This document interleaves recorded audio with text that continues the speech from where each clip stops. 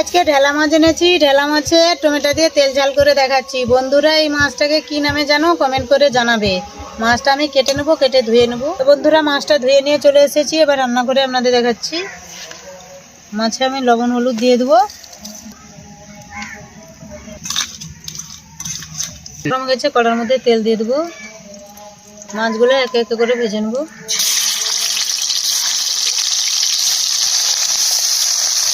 মাছটা লাল লাল করে ভেজে নিয়েছি, তুলে নেবো।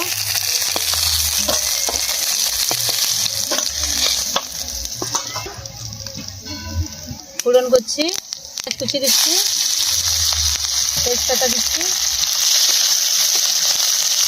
টমেটো কুচি দিচ্ছি,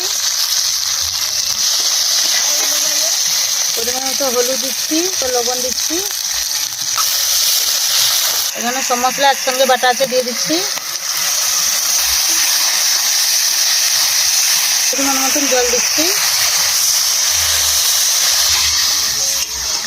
একটু ঢাকা দিয়ে দিচ্ছি, একটু দেখে নেবো।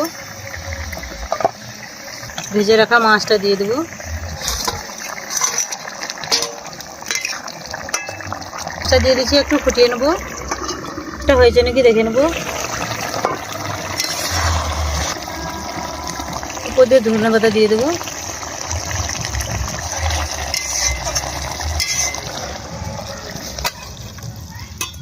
ঝাল করেছি, তেল ঝালটা কীরকম হয়েছে আপনারা দেখে কমেন্ট করে জানাবে।